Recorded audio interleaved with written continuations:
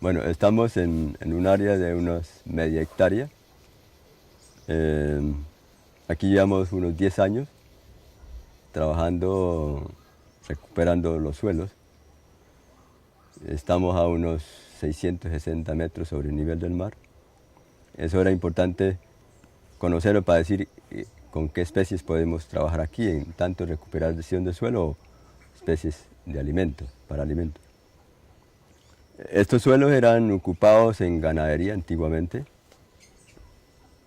Entonces, como son suelos casi podríamos decir 100% arcillosos, el pisoteo del ganado los compacta demasiado, eso no permite la permeabilidad de nutrientes. Asimismo, en el suelo, en el interno del suelo no permite la movilidad de los microorganismos, oxígeno que haya. Entonces, había que comenzar un proceso de recuperación. Para recuperar el suelo es necesario entonces introducir especies que tengan esa propiedad de fijar el nitrógeno atmosférico en el suelo. Entonces se puede utilizar como es frijol mucuna, que es una leguminosa, el frijol caupí, que es una leguminosa, canavalia es una leguminosa, es otro frijol, porque estas tienen la capacidad de fijar el nitrógeno atmosférico en el suelo. Además, entonces, aportar biomasa. Y otras especies, por ejemplo, entonces ya hablando de comestibles, también introducir otro tipo de frijoles, ¿no?, que los podemos tener en la zona. Entonces ya tienen otro propósito, que es también seguir en la fijación de nutrientes, pero además tener ya un alimento para la familia. Esa es una forma. Y bueno, y dejar que permanentemente el suelo esté cubierto de cualquier tipo de plantas, ¿no? O sea, no hay malezas, todas estas plantas son importantes. El suelo debe estar cubierto permanentemente, así se recupera, y porque a los microorganismos les gusta vivir bajo la hojarasca, bajo las plantas, ellos no van a vivir a pleno sol, el suelo descubierto. Entonces hay que mantener los suelos siempre cubiertos. Y cuando ya tenemos cultivos, entonces solo estamos haciendo una limpieza en el contorno de la planta. Otra forma para ayudar a recuperar el suelo es a través de la adición de material vegetal ya descompuesto o en descomposición. Nosotros, o sea, una forma que hay que nosotros más utilizamos es no hacer compost, porque te genera unos trabajos, sino que identificamos sitios donde hay que los árboles han tirado un poco de hojas, de leños, de frutos al suelo. En este sentido, árboles importantes para eso son los guamos y otros que llaman churimbos, es una especie de guamo más pequeño. Este es un guamo. Entonces aquí el árbol está cayendo las hojas cuando ya están muertas. Las tira aquí y de aquí las recogemos y las llevamos para las plantas. Es decir, aquí el compostaje no lo hacemos nosotros, sino no lo hace la misma naturaleza. Es importante que haya cantidad de estos árboles para que la gente tenga con qué hacer fertilizante para la planta. Esto, por ejemplo, es recogido del pie de los árboles. Ya es prácticamente lo que llamamos un compost, pero no hubo mano del hombre ahí, sino que la misma naturaleza lo hizo. Nosotros entonces hemos hecho y entonces es importante entonces en la finca tener un área disponible para esta especie de árboles que entonces te están generando esta cantidad de biomasa, este material, y entonces este material lo vas agregando ya en el sitio donde vas a sembrar la planta. Bueno, esto no es arena, este es el subproducto cuando uno quema la madera. Entonces es ceniza y carbón. Bueno, esto es importante también entonces en la finca recogerlo, porque aquí hay unos aportes importantes. Por ejemplo, la ceniza, uno de los aportes que te hace es de potasio. Y cuando vas a sembrar plátano, el plátano necesita potasio. Como tenemos carbón, entonces ese es carbono. Entonces, uno de los nutrientes en el suelo es el carbono. Entonces junto con eso está el nitrógeno, entonces vamos acondicionando los nutrientes necesarios para la buena nutrición de las plantas. En este lado de acá hay otra que es un poco diferente, son hojas de guadua. Entonces la hoja de guadua también es un buen nutriente, entonces igualmente tener en la finca unas plantas de guadua en un sitio allá donde puedes estar del suelo recogiendo para llevar ya a adicionar a la planta que quieres sembrar, sea una hortaliza o un árbol. El suelo es un cuerpo vivo, eso es vida. Nosotros, equivocación de nosotros que lo hemos visto como un recurso que debe ser rentabilidad y que me da plata, no, pero el suelo es vivo como nosotros somos vivos. Entonces, la parte superficie del suelo es como la piel nuestra. Entonces, entre la superficie y la hojarasca y las plantas, ahí en medio están los microorganismos haciendo su función, ¿no? De alimentarse y de esos alimentos generarlos en los abonos para las plantas. Entonces, si nosotros quitamos, entonces el suelo te queda descubierto, es como que te saca la camisa del vestido y quedas a la intemperie, ¿no? Que te cae la lluvia, pues seguro te va a molestar, el pleno sol también. Entonces igualmente el suelo va a sentir y lo vemos, por ejemplo, cuando el suelo está descubierto comienzan a haber grietas, es porque el suelo se deshidrató, ¿no? El suelo está muriendo ahí, entonces él está pidiendo que debe estar cubierto. La primera preocupación de un dueño de finca que quiere sembrar alimentos es cultivar, cuidar el suelo. De pronto ahí es el que hay que centrar el trabajo, ¿no? Y el trabajo más fuerte es ahí, que lo demás, como dicen algunos, lo demás viene por añadidura, ¿no? Él te responde, ¿no? O sea, no es el esfuerzo de sembrar una mata y exigirle al suelo que me dé sin yo hacer nada por el suelo. Entonces, es importante la protección del suelo, sobre todo cuando pensamos que mi finca va a ser sostenible y que mi vida aquí en este territorio va a ser sostenible, entonces necesito tener un suelo permanentemente fértil, vivo, que me dé la oportunidad para vivir yo y los que vienen detrás. También es que como son impermeables por ser arcillosos, entonces cuando llueve fuertemente, que siempre se da aquí en esta región, entonces como los nutrientes no han permeado hacia adentro, entonces los nutrientes los lava la lluvia. Y si son suelos pendientes, con mayor razón. Entonces no se quedan los nutrientes ahí, sino que los lava. Y eso sucede así sean nutrientes orgánicos. Ahora si echas algún nutriente, entre comillas, ¿no?, que es químico, mucho peor, ¿no? Ellos no van a permear ahí, sino que se lavan. Y termina cayendo, como eso es químico, no es biodegradable, termina cayendo a las quebradas, a las pequeñas fuentes, contaminando el agua, y ahí vamos a afectar toda la vida de ese cuerpo acuático.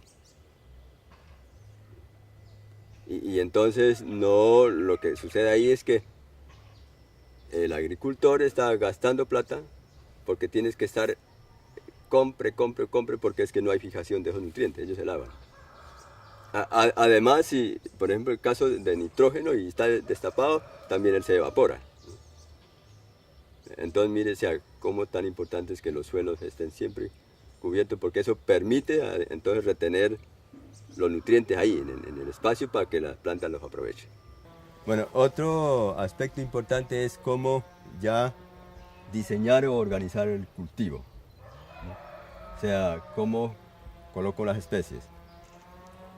Es importante cuando vamos a establecer hileras o surcos es colocarlas de oriente a occidente, o sea, por donde va a pasar el sol de la mañana a la tarde. Luego miramos las matas de plátano, aquí están hacia allá, o sea, el sol sale allá y se oculta allá. Entonces hay plátano a una distancia adecuada. Por este otro lado de acá miramos especies como algunos árboles, aquí están las matas de coca, que hacen parte del cultivo amazónico, que es alimento, que es medicina. Pero tenemos en la parte más baja otras especies, que son las que tienen que estar cubriendo el suelo. Asemejando un poco al bosque, uno se entra al bosque, hay árboles grandes, otros más pequeños, otros más pequeños. Entonces hay que hacerlo parecido para que tenga el comportamiento a este ecosistema amazónico. Y entonces en estas plantas más bajas encontramos las de hoja ancha como estas, por ejemplo, es la mafafa o malanga. Ella se comporta muy bien bajo la sombra de las hojas de plátano. Tenemos otra especie, por ejemplo, que es otra mejoradora de suelos, el ramio,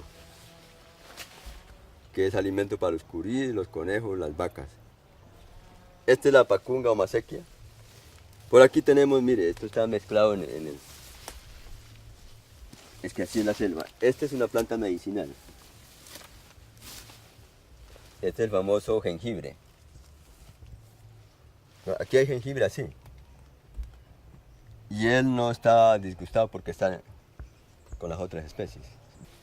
Entonces, si podemos mirar aquí al pie de esta mata de plátano, es que al pie la tenemos limpia, como podría decir la gente de maleza. Entonces, eso nos ayuda para el manejo de la platanera, para que pues uno pueda controlar alguna plaga o alguna enfermedad. Y al mismo tiempo no haya mucha humedad, porque al plátano le afecta la humedad también, saturación de agua, entonces termina enfermando la planta.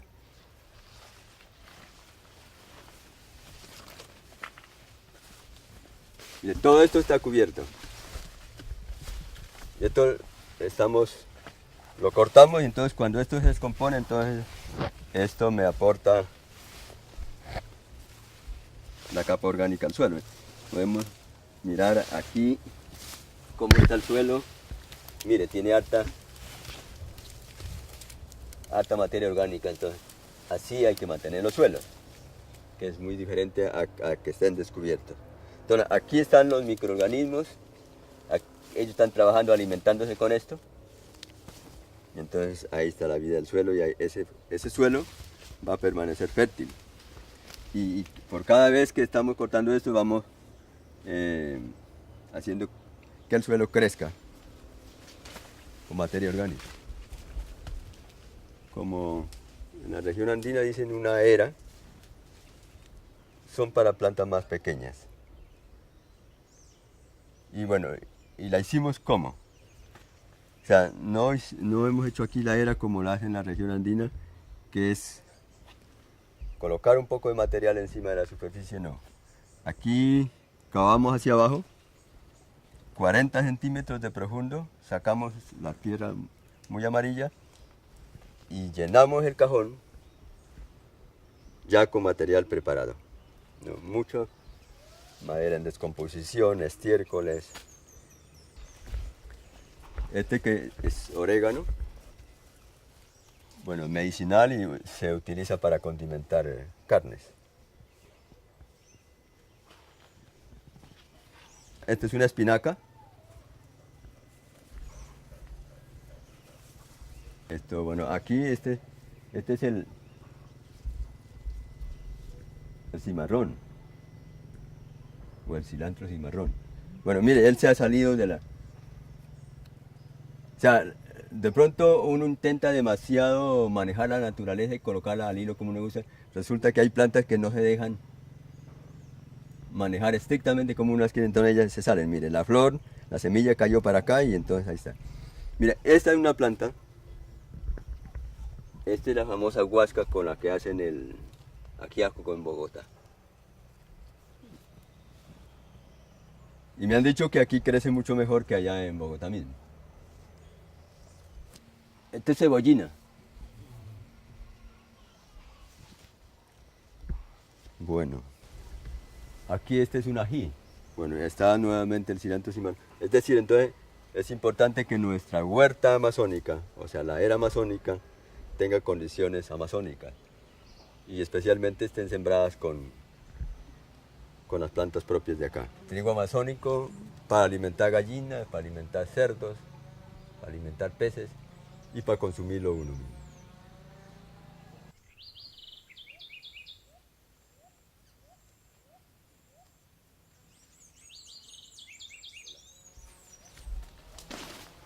Este es un frijol, un arbolito, es el guandul. En otras regiones se pega muy bueno y aquí también a estas alturas se logra adaptar. Y él permanece mucho tiempo dando producto. Y como es una leguminosa, entonces mire cómo tenemos, allá está una mata de plátano, aquí está otra. Entonces, en el centro tenemos la leguminosa para que nos ayude a aportar el nitrógeno que necesita el plátano. El plátano es muy consumidor de nitrógeno, de fósforo y potasio. Bueno, esta es otra planta leguminosa. Esto se llama flemingia. Entonces, su mismo trabajo, fijar nitrógeno, aporta biomasa porque lo podemos cortar y tirar al suelo. Y esto, como es un leño, te sirve para la cocina, o soportes para cuando vas a sembrar frijoles, utilizar este como para la trepadora. Bueno, este es un pedazo más denso aquí de la mafafa. Pues decía, a veces la naturaleza no se deja ordenar mucho, no que esto, como está de cosecha, hay que utilizarlo y volver a ordenar de nuevo. Estos son los frijoles canavalias. Han estado madurando ya, este está tierno y este ya está maduro. Aquí un poco cerca de la mata de plátano. Igual, si observamos enseguida, junto con la mata de plátano podemos sembrar tipos de frijoles como canavalia, caupí, otros y papaya. Y este, como es conveniente utilizar todo lo natural de la finca, entonces si tienes un trapiche y haces la miel con la caña y te sobra, este es su producto que llaman bagazo. Ese es un buen nutriente que uno lo puede colocar en el caso de eliminar plantas, gramíneas, todo lo coloca encima, él se encarga de matar todo lo que hay abajo, lo ahoga. Y además que se va descomponiendo y va colocando nutrientes. Entonces tenemos dos hileras, el centro está sembrado el jengibre, hacia abajo. Que la hoja del bore tiene 22% de proteína. Entonces se utiliza para alimentar aves, con los patos, las gallinas, los bimbos la comen, los cerdos la comen también y los peces. Ciertos peces, por ejemplo, aquí hicimos un experimento de alimentar tilapia negra con hoja de bore y estiércol de pato criollo. Nada de concentrado, nada de otras comidas. Teníamos tilapias de este tamaño y de excelente sabor. Y el tallo también sirve para alimentar igualmente. Este es el tallo. Este espacio está con plantas medicinales.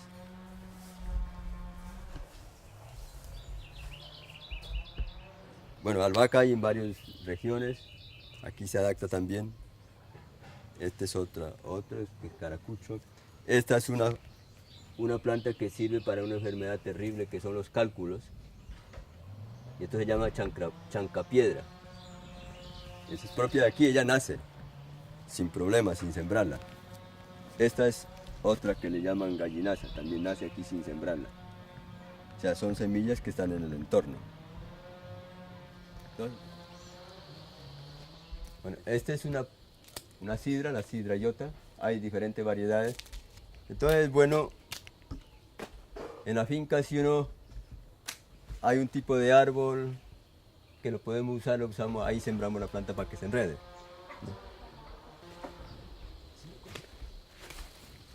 Aquí coseché uno.